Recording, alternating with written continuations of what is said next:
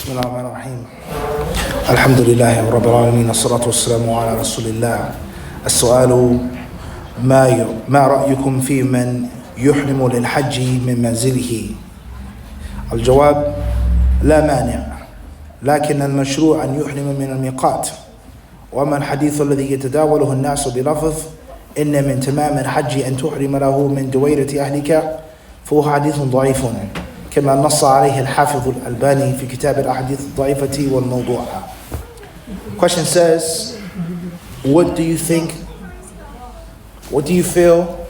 about a person who makes their ihram from their house, from their home, i.e. for Hajj or Umrah? Can I make the ihram from my house or my hotel? Or do I have to make it at the Meeqat point? Answer says there's nothing wrong with that. You're allowed to make the ihram from your house, from your home. However, that which you're supposed to do, the law, that which is legislated, is that you do it at the Meeqat. As far as the hadith that many people say and have in circulation, inna min tamam al-hajji, from the perfection of one's hajj, is to make ihram from your house. And he says this hadith is inauthentic. It's a weak hadith. It is not sound, just as Al-Hafiz Al-Albani said. May Allah have mercy upon his soul. He said in his book, his collection and compilation of fabricated and weak hadiths. This fatwa was given by Shaykh Muhammad ibn Isma'eel al-Imrani. May Allah have mercy upon him, the Qadi of Yemen of his time. He passed away. And one of the reasons why many people have this misconception is they don't understand what exactly is and isn't ihram. Ihram is your intention to start your hajj or your umrah. Is your entrance into the state of sacredness. I'm mentally preparing myself for the spiritual and physical awareness and consciousness of things being haram, whatever that thing may be, pertaining to me or pertaining to others. And there are things that you cannot do when you're in ihram. Things that you must do when you're in ihram, when you make your ihram. First and foremost, you're completing the hajj or the umrah. And if you stop, if you get sick, if you can't go, if you lose your visa or your passport, what happens? But regardless, once you turned on that switch, you had to do what? You had to complete. Everyone understand this? It was mandatory. Before the ihram, different story. So that's something that you have to do once you're in the ihram state. Something that you cannot do, you can't trim your fingernails.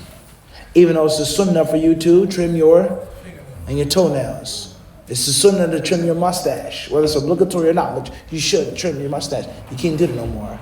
You can't be affectionate with your wife. It's the sunnah. One can say, some argue, that it's the sunnah to cover your head. Your head shouldn't be uncovered in public. Once you're in the ihram state, you can no longer cover your head. So ihram isn't just the clothes that you wear. You can't wear underwear. You can't wear drawers and socks and a beater, pants, That's a part of the things that you cannot do after you've cut the switch on.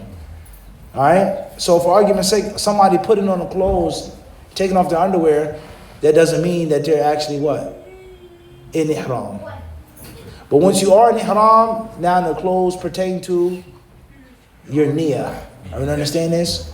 So the ihram can be made in the house, but it's 2 hours until you get to the Meeqat. Or you're in the airport.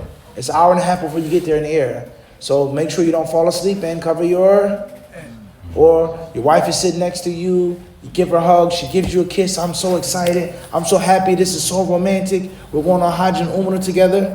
It happens, right or wrong? Yeah. Oh, man, we're in what? No one said you could have waited until you got to the point.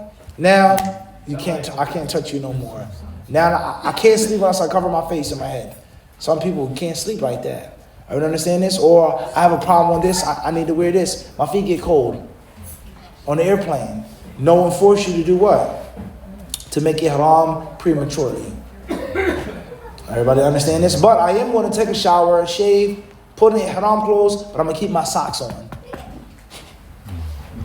And I'm gonna have a face mask when I sleep on the plane or the train because it's cold for 2 hours until we get there. Then when I get there, I'm gonna what? Take it off. So there's wisdom in you doing everything where? At the Meeqat. At the point of your state of Ihram, whether you're coming from Medina or any other of the places of the Mawaqit, for brothers and sisters who may be going to make Hajj or Umrah. Allah subhanahu wa ta'ala should knows best. And last but not least, we see the importance of knowing the authentic hadiths versus the weak hadiths. And how most Masail Khilafiyah, matters of difference of opinion, in most cases 70 to 75% are going to be based off of hadith being sound or not. So he who masters ilm al-hadith and understands sahih da'if is going to also master fiqh and comparative fiqh and the khilaf among the madhabs.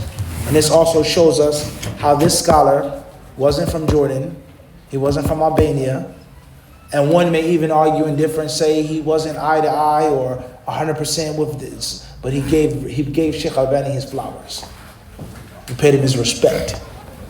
He called him Al-Hafidh al-Albani. Alright? He gave him an abundance of respect, and he gave the bow to the archer. I am a fiqh guy, even though I'm also studying hadith too. You can't be a scholar of Islam unless you're what? Well-rounded. However, he's the what? He's the specialist. He's the what? He's a specialist. And this is what Imam Shafi'i, rahimahullah ta'ala, would say to his pupil, his student, his disciple. He says, Antum adra bil hadith minna. You guys know about hadiths more than we do.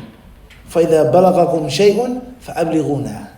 He says, if and when you know of something, then make sure you what? Make sure you teach us. So look at the humility of the teacher with the student.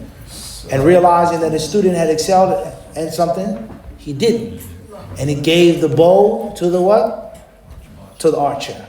He gave the apron to the chef. This is what you do 24/7. I can do a little bit of it, but this is what you what? This is your day-to-day profession. So why not what? That only makes sense. And other people, unfortunately, they don't necessarily do that. May Allah make it easy for us. Wallahu a'lam.